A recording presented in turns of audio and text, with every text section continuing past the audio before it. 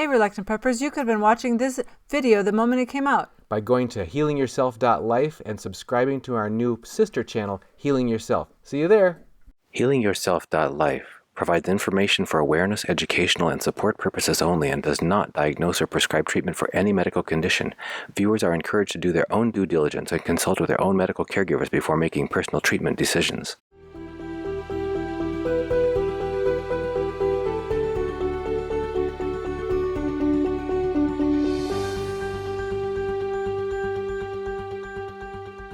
Welcome back to healingyourself.life. We are once again with our family doctor and former FDA researcher, Dr. J. Nielsen, MD, who has a private practice in Northwest Ohio and a survival compound in the country of Haiti, where he serves dozens and potentially hundreds of families with Christian mission outreach and preparedness, survival, and self-sufficiency skills. He's here with us to talk today about the topic of attention deficit disorder, or ADD, which has been at least recognized on a great increase in recent decades in the U.S. and of great concern to many parents, children, and adults. Dr. Nielsen, thank you once again for joining us on healingyourself.life. I'm glad to be here. I'm looking forward to this one. I have a particularly personal interest in this topic because my son basically self-diagnosed himself with this after struggling through most grades of school with high conceptual potential and very low achievement and performance, and we wondered what it was. Was it phonics? Was it reading? Was it whatever? And we finally, this was one of the things that was really affecting him, and with proper treatment and with proper accommodations, he got up to his ACT score, got up to 35 out of 36 possible total on a perfect score, and he's gotten straight A's in college since then, so graduates this summer. So anyway, that's a common story for girls, not boys. It's very common for girls not to realize they have ADD until they go to college, because they make really good grinds and they just over persevere and they hang in there, and of course they're not being diagnosed because we expect boys to have ADD, so they get missed, and they just struggle and have anxiety and push themselves, and then when they get to college, the amount of material jumps up tenfold and they crash and they can't function. And they will commonly come in, and all I really have to do is help them deal with exams because they've learned everything else and they've really self-adapted. It's kind of fun. So that was my personal side of this, and we could go into more of that perhaps later. But well, we have to do a disclaimer on me. Go ahead. Okay. Well, first of all, we're finally talking about something I've got, right? I am big time ADHD. Okay, and anybody who watches me would guess that. And I do a lot of counseling of mothers with their children, and they come to me a lot because they know that. Okay, and that reassures them that they're going to get understanding, and they do from me.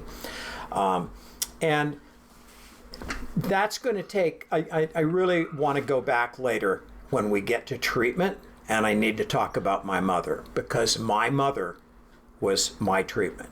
We didn't know what ADD was back then. I had ADD in 1956, 57, hadn't been described yet. I was just the trouble kid in the class who couldn't stay in his seat. And my mother was my advocate. And I talk a lot to the kids about, don't turn on your mother. She's what you've got. You've got to work with her. She's the person who has the power to fix things when you break them. And kids learn that. They figure that out, that their mom is the one person who desperately believes in them. And I'm a great example of that, and I want to talk about it later. I'll try to remind us if we get off. Oh, I have a paper. Very good. I want to give people some reading today, because there's some good books out there. Okay.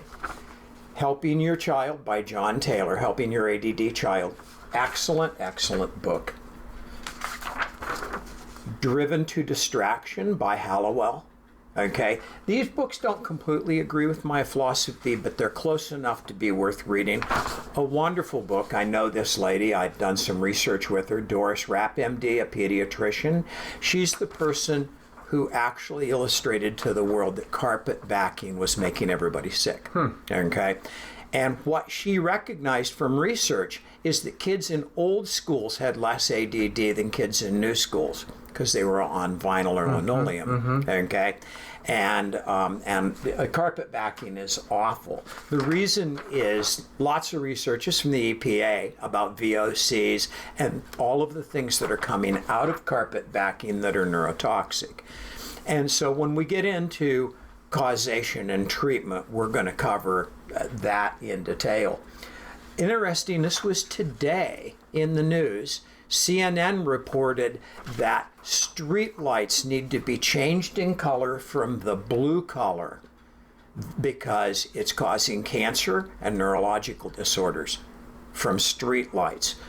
And that's going to make me go to my favorite topic, EMF, cell phones, cell towers, routers, range extenders, etc. They're terrible for ADD kids. Okay, so I have all of my families do an experiment once they've decided their child has ADD.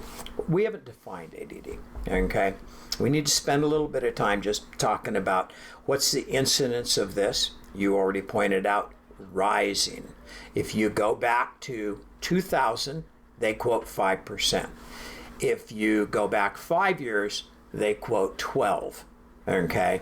And so I could argue from that EMF is certainly one of the things, but I could argue a lot of these toxins. Chemicals, right. Chemicals that we're going to talk about, and food allergies, another big issue. Yep. Or what passes The thing to remember is that this is the mildest form of all the spectrum disorders, as we call them. On the other end of the spectrum is autism. Then we step back to Asperger's, okay?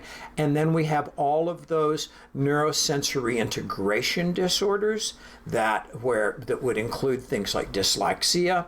And finally, we get back to varying degrees of hyperactivity, okay? The important thing to remember is that the schools have major reasons to diagnose ADD and encourage it in their schools. First of all, we have the issue that the kids who are ADD are disruptive. Sure.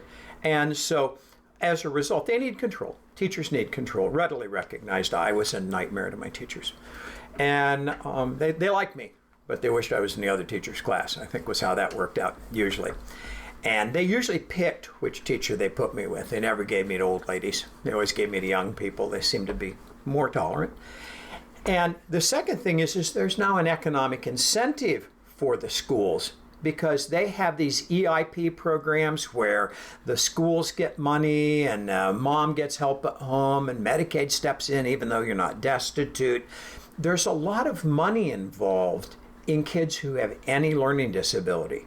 There are teachers in the school that their payroll is all coming from federal grants to assist children who are disabled, etc. All of that is affecting it. When my kids were playing t-ball that age, my son was on a baseball class, a baseball group with 13 boys and 9 of them were on Ritalin. Oh, come on. There's no way that 9 out of 13 kids in his class had ADD. That school obviously really wanted to have kids on, Ritalin. And so I'm always pushing my parents to go, look, once you put kids on the stimulants, none of the nutritional therapies will work as well. The naive brain really responds well to detoxification and natural biological therapies. But once it's seen Ritalin or amphetamine sulfate, those drugs don't work anymore. And I have proven that over the years because I have great success with my mild therapies, but I don't on the kids who come in on Ritalin.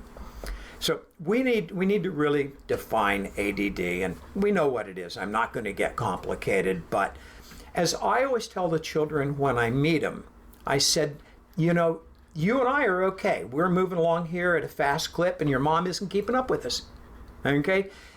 I know that from my perspective and your perspective, we're okay, and they're slow, and that's their problem. The problem is, that doesn't work. You were telling the story about work and the guy at ADD who messed up a meeting. You've got to learn to be in your world. And so they're not going to get smarter and they're not going to get faster. So you're going to have to slow down, learn to pay attention, and drop the something shiny stuff as much as you can. But I don't want that to be confused with labeling anybody as defective. 70% of neurosurgeons are ADD.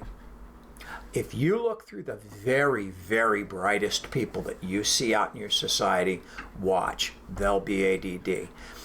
You were talking about your son and his ACT scores after he got figured out.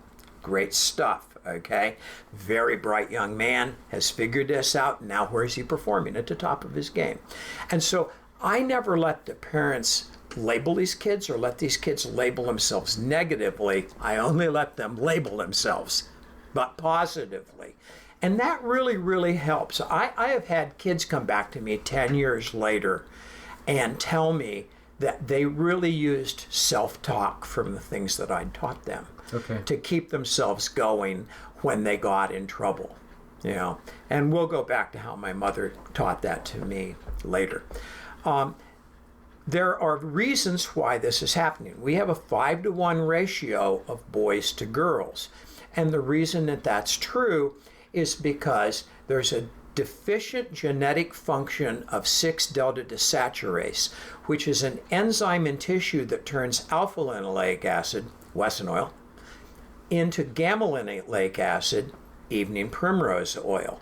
And because we don't make that GLA, GLA is what makes up the cell membranes of the neurons of our brain. Okay. And so ADD people are all born to be here. Okay, they're developmentally have developed a different form of wiring, and then they become hyperactive as an adaptive response. In David Horrobin, the greatest researcher of essential fatty acids out of Scotland, I did some research for him back in the 90s. Brilliant man. Did a lot of the foundational research. You always see them cross-populated as a reference in all ADD research today.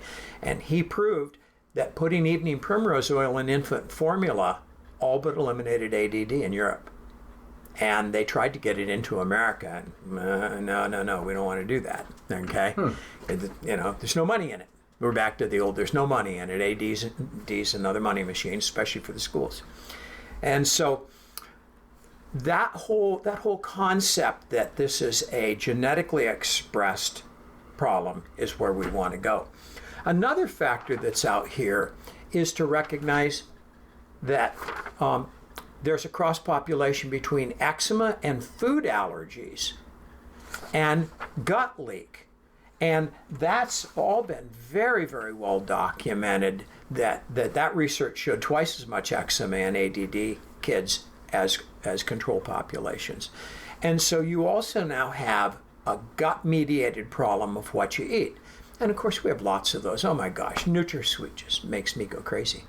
It's just absolutely the opposite of, you know, being on Ritalin or Anti-Med. It just revs me up and makes me very, very angry and really facilitates my ADD. And even in the smallest amounts. And artificial sweeteners historically have been, you know, that's been true. And then, of course, we have the famous pediatrician, I'm going to block on him, that wrote the book back in the 60s about get rid of artificial colors, free sugar. Oh, sure. Yeah. Sorry. And it'll come to me after we quit talking. Sure, okay, I should have printed it and I wouldn't have that problem. And my mother had already figured that out. Mm-hmm. She figured out that I couldn't have a Twinkie. Right. The combination of sugar and the yellow stuff that was in Twinkies, whew, boy, that'd send me out of control for a couple days in school. Yep. And so she had to figure out how to feed me and still give me my sugar binges, because all kids were on sugar binges, but not let me have colors or preservatives. So she did a lot of home cooking, and that worked. I tolerated sugar a lot better than colored sugar. Yes. You know, which made breakfast cereals very dangerous. No, right. You know, my mother always was giving me adult breakfast cereals, grape nuts and things like that. No Fruit Loops for you, huh? No Fruit Loops. Okay. One of the things you want to keep in mind is that there's really good testing now. I've never liked food allergy testing, but there's a new company out there called MRT, which is mediated release technique. And this test absolutely is the most accurate thing I've seen, and I've been doing it on all my ADD patients when I'm having problems with control and seeing eczema and allergies. And boy, you fix the food allergies and they look better. Little things are important. Research came out showing that low iron causes ADD to be worse. Seen it a few times, okay? This is the work from Horobin and all of those people going back and starting with the spectrum disorders and the role of essential fatty acids, omega-3s and omega-6, okay? And this has been done over and over again. The reason why we have the 5-to-1 rate is because testosterone pushes that 6-delta desaturase to turn on and stop the formation of the GLA, and estrogen turns it off. And so girls are being protected from ADD. Interestingly, I've seen more ADD in women with polycystic ovary syndrome because they have high testosterone. I thought it was because girls are made of sugar and spice and everything nice. And everything nice, yeah right. And but not food coloring, okay? Now, the next one you run into is mercury and all the heavy metals. And so and of course, this goes back to the vaccines and the autism, and we're not going to do autism today. And so I do hair analysis for heavy metal toxicity, and it's relatively easy to treat in kids because they don't have a mouthful of fillings and need $12,000 worth of dental work. You use chelation, or what do you? Sometimes, but a lot of times they're out there 10, 11 years old and they're using aluminum deodorant. And aluminum will always get in the way of the removal of mercury naturally. Really? So if you get them on biological probiotic anti-odor, not antiperspirant products, okay, then, and let them go ahead and have wet armpits, they will unload their mercury on their own and do better. And you can prove that with hair analysis. And, you know, even the NIH has published, this is NIH study showing that cadmium, arsenic, lead, mercury, aluminum, the biggest study that was ever done was an NIH study on all of the heavy metals, came out and said, yeah, there's a clear relationship, okay? This is the thing I was talking about with IEP. And the fact that we've got these state programs that are sending funds into the school. When we get done, the thing that's important when you talk about treatment is that what my mother did for me is she recognized that I wasn't going to leave the house in the morning prepared. I wasn't going to get to school and get my materials from my locker into my classroom, and that I wasn't going to get my homework home. And so the first thing that my mother did every year is she always found out what teacher I was going to have the end of August. And in June, she took her to the country club for lunch. Had a little talk. And said, here's, you know, you're going to like Jay, okay? He's a good kid. I love him. He's wonderful. But you got to know how to handle him. You will not do a beat down on him. He is just absolutely Teflon when it comes to punishing him. You can beat him. He doesn't care. You can yell at him. He doesn't care. But he doesn't want to hurt your feelings. You want to engage him. You want to become his friend. And then you want to quietly, privately tell him that he disappointed you. He'll be devastated. And that's absolutely was true. That was just, you know, she had figured that out, and she said, you don't want to humiliate him in front of class. Okay, yeah. What you want to do is you want to call me, because I'll be tougher on him than you will. But don't think that you can do this in class. It won't work, okay? And the teacher who pulled my hair and got fired would not listen to any of that. All the rest of the teachers, you know, really, really understood that. And I would come home sometimes thinking I'd had a pretty good day and come through the front door, and my mom would go, how'd your day go? And I'd go, good. And she'd go, no, it didn't. Do you want to sit? Let's go back, start through your day. How did it go? Tell me one class at a time. And it's usually after lunch, okay? Yeah, school was too long for me because I was bored. You know, see. in 5th grade, they let me go sit in the back and face the wrong direction and read a book. Okay. Because I could finish all my work in a third the time of the rest of the kids. Sure. Okay. And when I think about it, I could narrow it down. Can you remember what went wrong? And usually I couldn't. Yes. You know, even trying. I mean, I was trying. And she'd say, and then she'd tell me, and I'd go, really? Yeah. Okay, I saw where that went south. Yeah, that made sense. What could you have done to prevent this? Okay. You know, and she would walk me through it and try and get me to see a little earlier where the wheels came off. And it was usually that I thought I'd be funny. Okay. I think I'm funny. Okay. My biggest problem when I was a kid was I thought I was funny. Well, you were the day I came in with my ribs out, and I was trying not to laugh because it hurt. And I was funny. Yeah. That's my problem. I tend to be funny at the wrong times. Okay.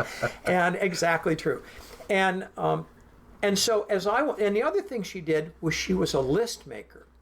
Even when I was still in college, my mother still had the list on the back of the front door that said, do you have your gloves? Yeah. Do you have your hat? Do you have your homework? Do you have your book bag? Do you have athletics tonight? You know, the number of times that I came home from school instead of going to track practice because I'm just on automatic and decided I wanted to go fishing. I didn't intend to skip it. I just, you know, it's something shiny. Off we go, you know. And she entrained me. I got to the point where seeing the piece of paper, I didn't need to read it. I knew that I had to go, yeah, I'm out of here. Okay? I still do that to this day. If you watch me as I head for the door of my house to go out through my garage, I do an assessment. My mother taught me that. Mm-hmm. Okay?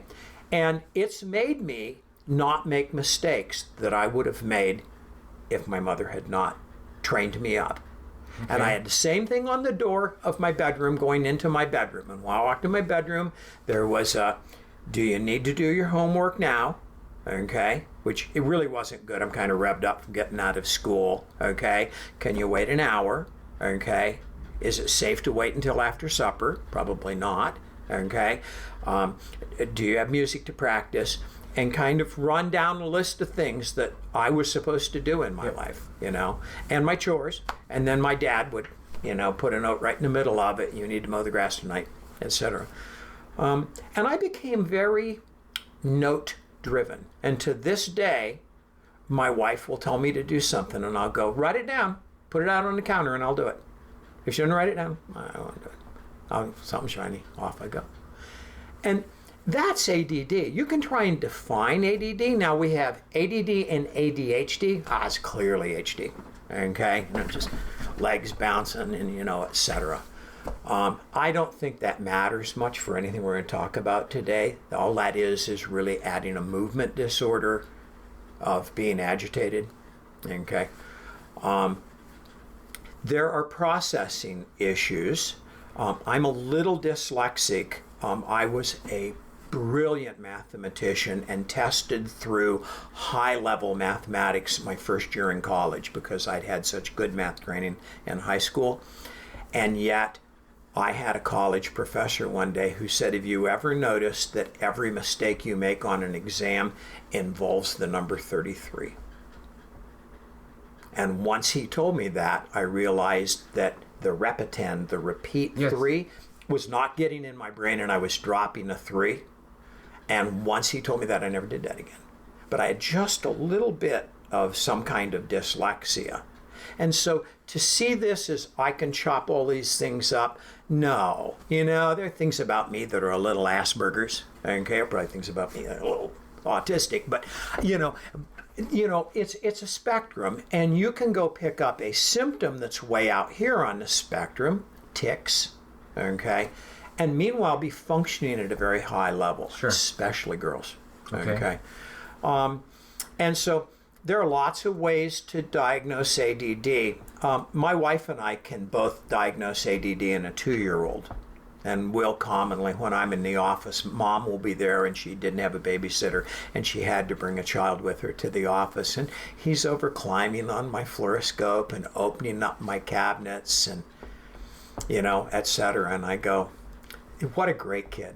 I said, look at how well, he's busy, but he's really well behaved. He's listening to you, and it's amazing how much of our conversation he's following. 2.5, 3 years old, okay? And she says, oh yeah, he's my brightest child. I said, are you ready? I said, because he's going to be ADD. And 3 years later, she'll be back in my office going, oh, the school wants him tested, and et cetera. And I go, yeah, sure they do. Well, let's get to work. And, they don't need medicated much, as I always say. Medicate little and replace lots. Okay. So let's talk about some of that. Okay. The very first thing that we talked about was the 6-delta desaturase, which can be fixed with evening primrose oil. There are lots of sources of omega-6 fatty acids that have GLA, gamma linolenic acid, in them, but evening primrose oil, well grown, is 12%, and that is a huge number. Most foods are down at 1 or 2. Okay. Where flax is. Okay. Not to be confused with fish oils, which work because of DHA and have another mechanism, and both are a good idea. I personally can't take fish oils; it gives me GERD. And I have been on evening primrose oil since the day I met David Horriban. I went, really? And I started taking it, and I don't know, I've been growing and maturing since I was 40 years old, so I don't know what it does to a 40-year-old. I'm just not taking any chances, okay? And so there's lots, and they call it EPA, okay? They call it, GLA, gamma linolenic acid, DHA, and a lot of times they're mixed together. A good company makes a product called Efalex for children, EFALEX, that I think probably has kind of brought all those ingredients together in perfect proportions, and people can find that. And as we said, that's genetic. Okay, this is all about gene expression. Okay, so we want to remember that, we're not going to change the underlying problem. And there's lots and lots of research that has gone past talking about the essential fatty acids and what they do. We talked a little bit about the fact that the Europeans came out with a product called Liposure, Liposure, which was Enfamil, or Ensure, with evening primrose oil in it. Okay, and you can buy it in the United States as this product called Enfamil Neuro Pro, but you won't find it at Kroger's. You'll have to buy it online. They made it a law in the EU and in Europe that you had to put GLA in all infant formula. How about, you're talking about infant formula, what about breastfed babies? They're getting a lot of it. Breastfed is, not being breastfed is an increased risk factor for ADD. So better to breastfeed. Better to breastfeed, and better to breastfeed and have mom take evening primrose oil. That's what I was going to ask you Right, next. that's the Can right. a mom supplement? Right. We talked about the fact that eczema and atopic dermatitis is associated with the ADD. It's interesting, there's a lot of subterfuge in the research, and I found this today, that here's a study that gave flax oil, which contains almost nothing, and vitamin C, and it helped. And here's a recommendation that we use fish oil, omega-3, okay? And yet we had all that research, and some of it would come out and say, well, we studied evening primrose oil in ADD, and as a placebo, we gave vitamin C to the other half, and they both did better, so we concluded it didn't work. Oh. They know how to design a study so you can come up with a negative result and still actually gather the data.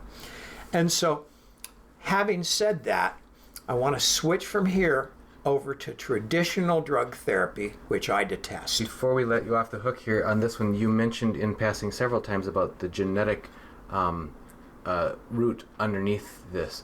But then why are we seeing such a rampant increase in or unless you're going to come back to that in recent decades? No, we can cover that now. It's a good point.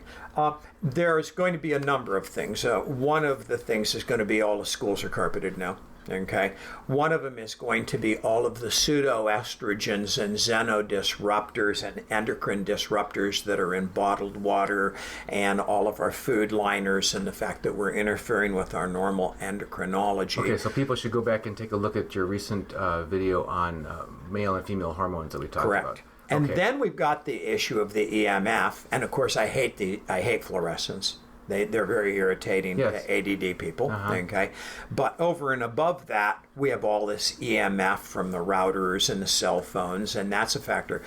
I tell people, if you want to do an interesting experiment, you got a couple ADD kids at home. Okay, when you get home on Friday night and the kids have gone to bed, go through the house and turn everything off. Right. Every tablet, every phone, every router, okay, every range extender, and let the kids get up in the morning. And these people come back and go, that was amazing. I said, my kids are always fighting with each other. They got up in the morning and we're sitting playing with each other on the floor. And I went, this is pretty crazy. And I went over and hit the on buttons on all of this stuff. And within 5 minutes, they're tearing each other apart. And I go, yeah, it's called DSL. Get your cable into the walls all over your house and get the internet out of your home. Get the internet on cable and get it off of Wi-Fi. Wi-Fi, I see, yeah. Yeah, the Wi-Fi is absolutely tough on these kids. It's just, stimulating them, just like the fluorescents And are. it's more and more present everywhere you go. Sure. If you go downtown in our town here, like most downtowns, all the businesses are 14, 16 feet wide and the depth of a half a city block and have an apartment or two above them.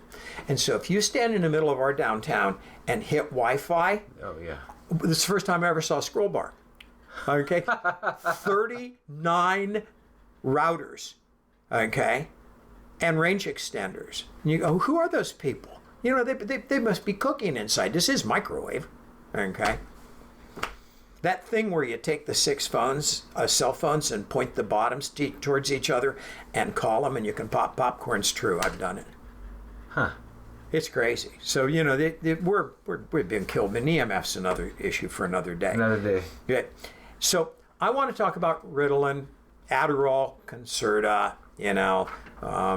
et cetera, all of those drugs. Okay. I detest them and I try very hard not to use them. My wife, who is a counselor, and I agree on the statement that the purpose of those drugs is to keep people from being thrown out of school. Okay. Until then, I'm still in that school and fighting not to medicate that child. The big controversy is we may all remember a weight loss product that was invented probably about 20 years ago called Meridia. And if I remember correctly, they took the molecule Prozac and attached it to amphetamine sulfate, okay? And it really, really worked, except for everybody that got heart valve abnormalities and they had to have echocardiograms and heart valves replaced, okay? And pretty quickly, that all turned out to be true. These drugs are really hard on heart valves. Is anybody telling anybody this? Okay? The second problem that's interesting is 1 year in the middle of the studies, it was the #1 drug to be misprescribed. The pharmacist made a mistake on the basis of the doctor's orders and gave the wrong drug or the wrong dose or the wrong form, okay? And I've seen quite a few of these. Frank psychosis. I had, 20 years ago, a 4-year-old on 80 milligrams of amphetamine sulfate, weighed 35 pounds. Had the most severe osteoporosis I've ever seen, and this kid just sat in a chair with a tremor and couldn't speak. And Mom said, we don't know what's happening to him. And I said, he's overdosed. Well, then, guess what happens? We go, okay, let's stop. Well, he went into amphetamine withdrawal. We finally had to admit him to a detox program, and the only place that could do it was Ohio State, because nobody knows how to detox a 4-year-old. And they had to put him on a Valium drip so he didn't seize and clean him up. And sadly, when we got done, my final diagnosis was he didn't even have ADD. His mom and dad were in the middle of a divorce, and he was anxious. Okay, they stunt growth for the same reason bones dissolve. Okay, I've seen some real short stature kids from getting put on amphetamines when they're 5 and 6. It's one thing to do it when you're in the 8th grade and you've got most of your linear growth behind you. But there's, you watch these kids on growth curves and they're following the 30th or 40th percentile, and then boom. And I'm a good example of that.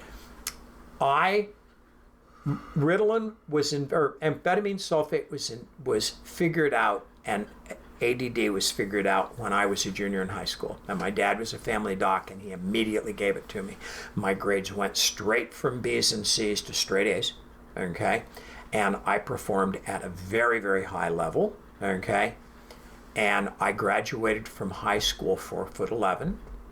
And when I got to college, I decided I didn't really want to take drugs to do college. I decided I'd adjust my study habits and stopped taking them and grew a foot my freshman year. Oh my gosh. Yeah. And so thank heavens I had a growth spurt after I stopped the amphetamines, or I'd be 4'11" instead of 5'10" and 3/4. Okay? That would have changed my life. Okay? Here's one. This was in the American Academy of Family Practice. Ritalin's okay for preschoolers. And they're talking about 30 months old.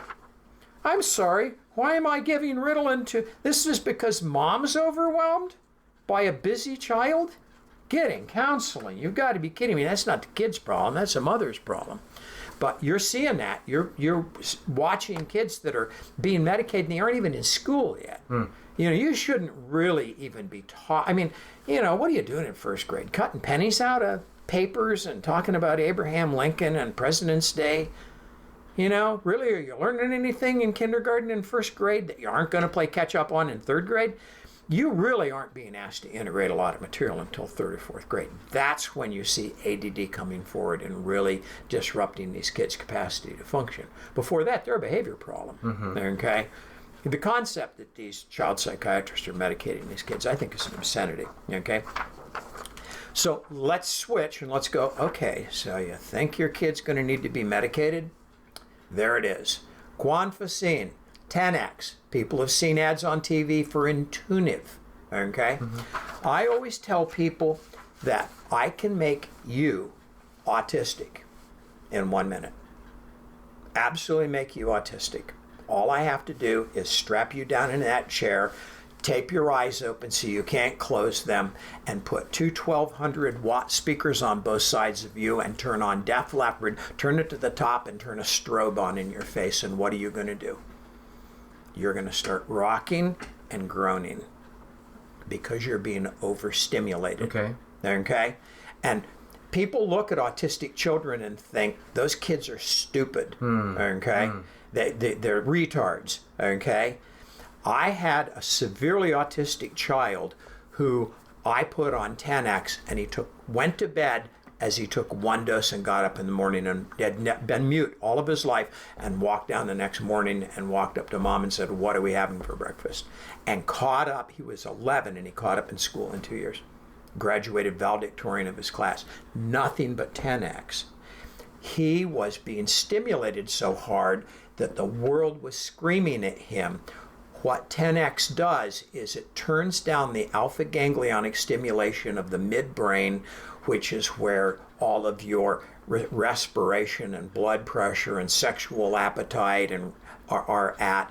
And so at a reptilian level, he was just absolutely massive fight or flight. Right. And the minute you give these kids guanfacine, it's just turning that rheostat down, dimming those lights, turning that volume down.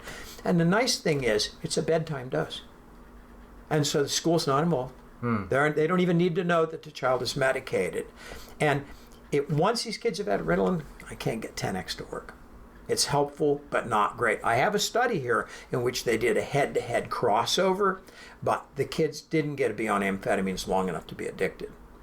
But once that you get them really entrenched in those stimulants, that guanfacine and all of these nutritional things don't work. And so the very first thing I always do to all of my children, along with looking at the metals and getting the GLA going and getting the EMF turned off, is I put them on 10x. And that's about all I ever have to do. Most of my kids come back and go, I can cope. Now, mom's working hard with the teacher, kids working hard to learn to be a better student. You know, I'm asking them to bring their part to the game. Now, you've said a couple of times about how taking amphetamines and stimulants puts you into a different realm where it's more difficult for these more subtle approaches to be effective. Is there a cooling off period where you can reclaim the Garden of Eden again? Never seen it. No. Once these kids have seen amphetamines, it's the only drug that seems to work, sadly. Dang. Yeah, dang. Yeah, it's really, really frustrating, especially if they've been on it for very long. I think you can put kids on and, do a little 2-week test and go, I'm not going to do that. It's not going to do that. But once that they get addicted, attenuated, used to it, their bones start shutting down, they seem to be hardwired by these drugs. It changes their brain chemistry. And now is that age dependent? The hardwiring part and the changing the brain. There In other isn't. words, if you don't first get exposed till upper high school age, are you more protected than if it was? I don't have earlier enough. age? I don't have enough experience to answer All that. right. That's a great question, and I can't answer that.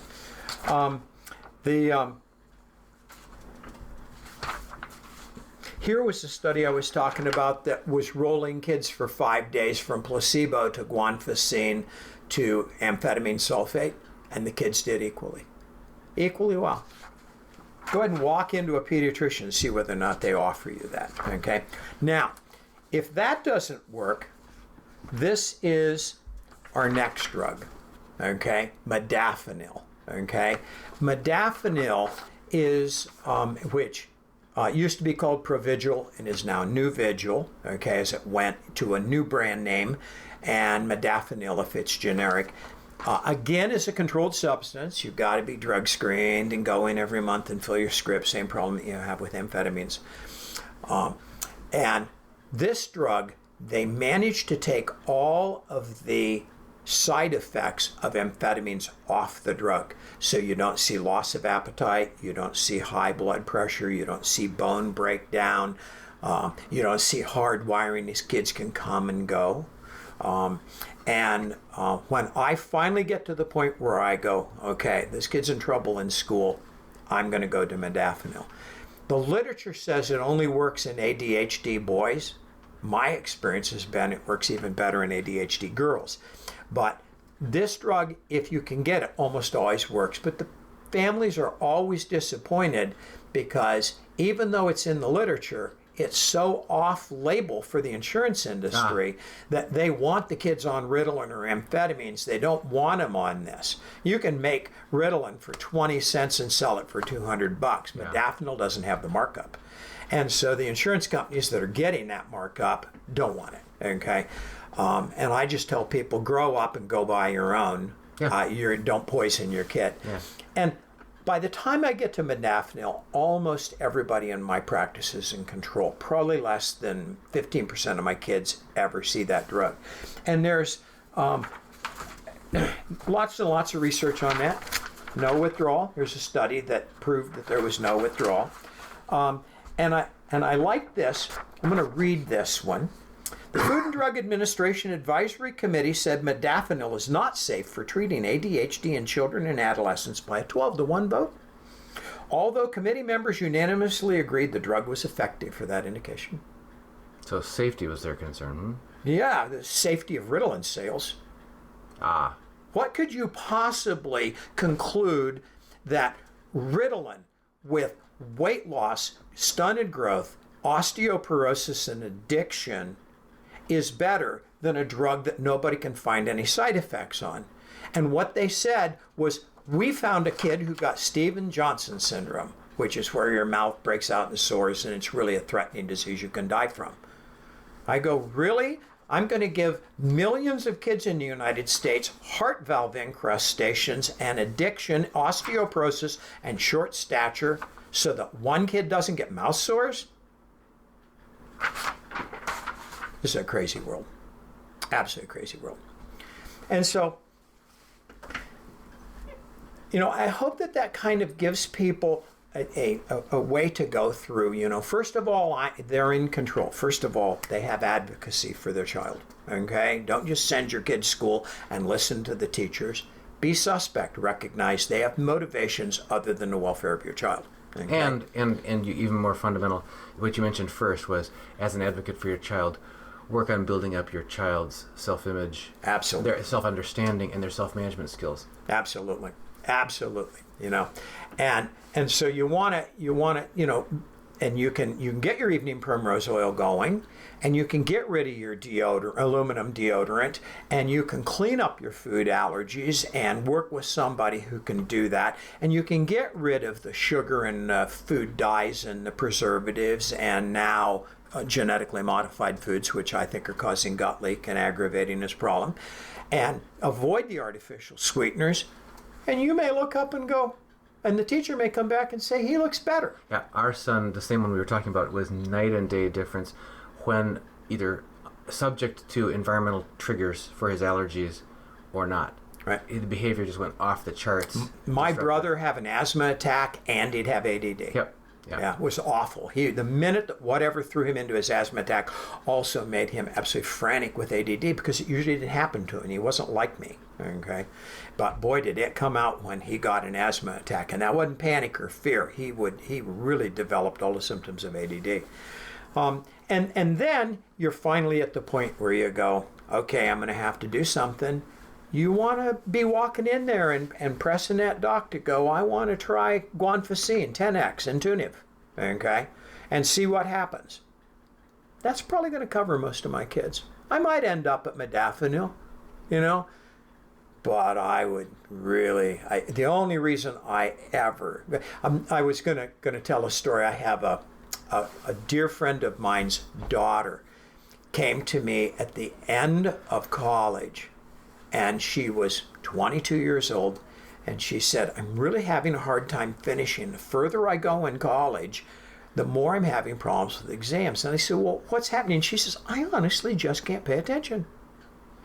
She said, I just get bored. These are 2-hour exams, a lot of material, a lot of work, highly technical. I'm in nursing prep, work going on to do my master's degree in nursing. This is starting to be 500 level classes, and I simply can't stay on task. And I said, I want to just do an experiment. I'm just going to write the very smallest dose, 10 milligrams of Ritalin. I'm going to give you 10 tablets. And what I want you to do is just take Ritalin before your exam. And she said, okay, that makes sense to me. I said, that does sound like ADD to me. 2 years later, she shows up. She says, can I get another script for Ritalin? I went, whoa, wait a second. What happened? And she said, well, I need another script.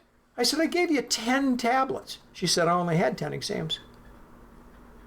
Her entire life was changed with 10 microscopic doses. Microscopic, 10 milligrams, short acting, was enough for her to get through a 2-hour exam. And she wasn't even taking them for all her exams. She was taking them for the biggies. Yeah. MCATs, etc. And I did that. I went all the way through college and never took any more Ritalin, and left my last bottle in my sock drawer and took Ritalin to take my MCATs for medical school. Okay. And I went 8 hours of exams. Nah, I took Ritalin for that. And I could tell. It was really an interesting experience to go, wow, this is nice. This is how other people live. My brain just slowed right down, focused. I wasn't watching the clock. I wasn't thinking about the guy who was tapping his pencil beside me. I was on my stuff. Have you, with either your direct practice or with any of the counselors that you've worked with in integrative practice, used music such as Baroque music or any other type of music to help get the I always ask, especially girls, I always ask a lot of questions about what does the day look like? How are they sleeping? Okay, a child who is not sleeping needs to work on getting sleep. Sleep disruption's a big deal for ADD. How are they eating? How are they resting? Where do they want to do school? If a kid wants to put headphones on and listen to Def Leppard while they study, and that works, I don't have a problem with that. That's white noise, okay? That's not that example I talked about me making you autistic. That kid is using white noise to shut out the world. That doesn't work for me. I needed quiet. Yeah. I've always thought that silence was the only way that I could focus. And I was recently had an experience that really opened up my eyes about my own experience on that. When at a car dealer trying to get work done while my car was being repaired, they have a little customer area where you can go, and I could get on the internet and so on and get connected to work. and they had a TV blaring some inane show, and they had the radio playing overhead. So you got the radio DJs talking to you from above, and you got the TV blaring from the side, and then the salespeople in the office squawking around.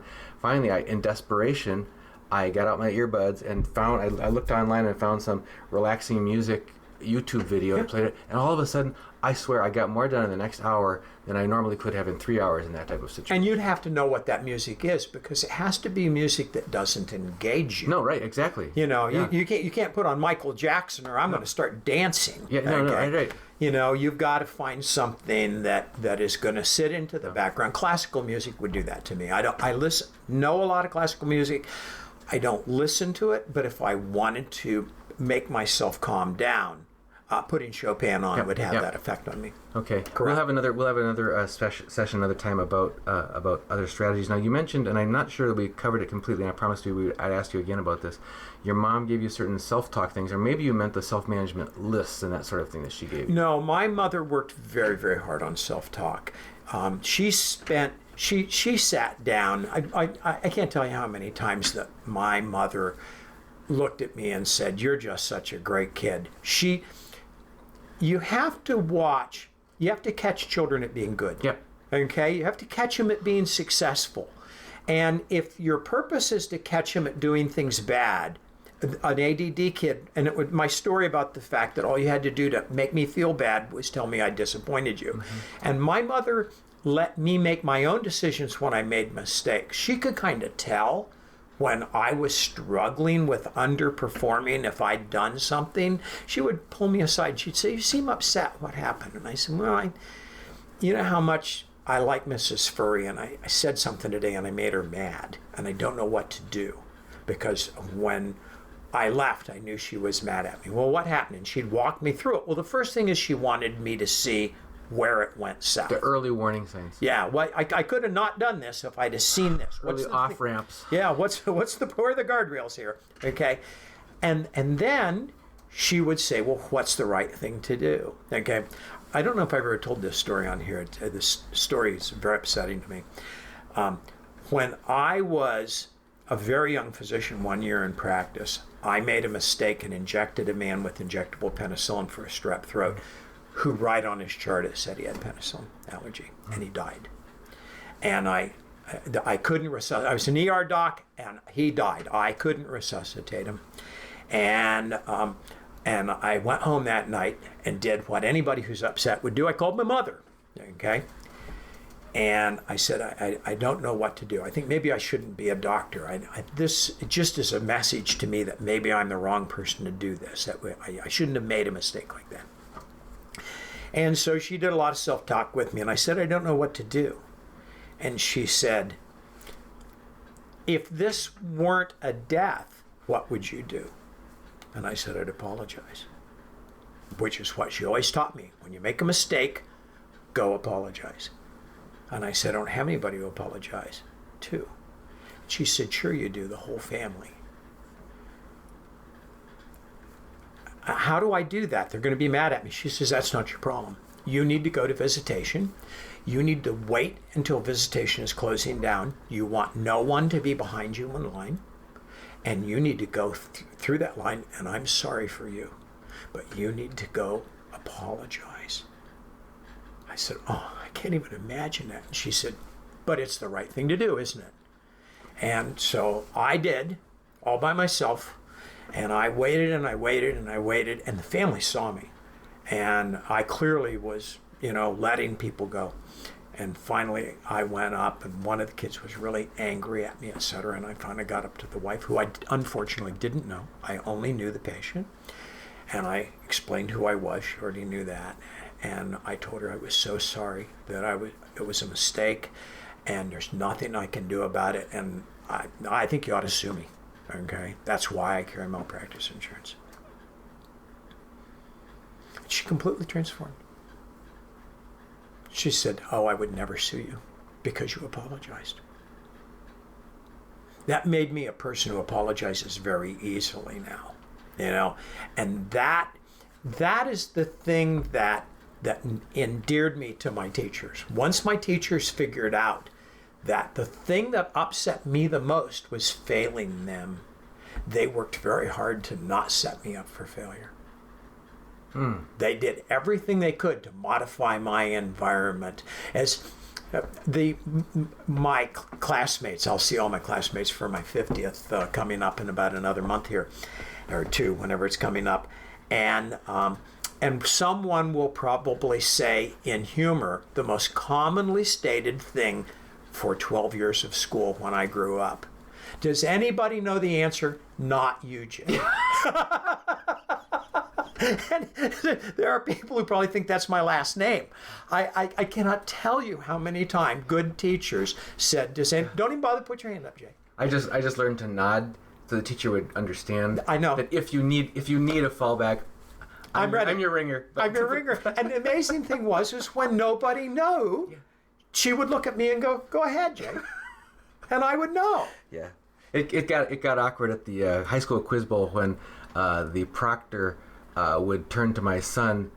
They would ask the question of the two teams and turn to my son in anticipation of the answer because it was 90% of the answers were coming from him anyway. So it's a little awkward for the other my parents. son's the same way. Yeah. So, well, we are really out of time. Dr. Nielsen, you've been most generous, not only with factual and the types of information that people truly aren't going to be hearing from most of the mainstream sources that they're looking for, but also the vulnerability and openness that you shared with about, because I'm thinking about the moms and dads that are going to be watching this and how much their hearts are breaking because they want with all their being for the success of their child. And they can have and that they success. can have that so much in such greater measure with such greater abundance of life. And I've seen the transformation of my own son's life to see him come, what do you call it, late blooming or whatever you want to call it, just to believe what was not possible, what he thought was not possible for him, what others thought was not possible for him, and he's running circles around us all. Right. So and I did the same thing. It's just amazing the things that I managed to use my skills.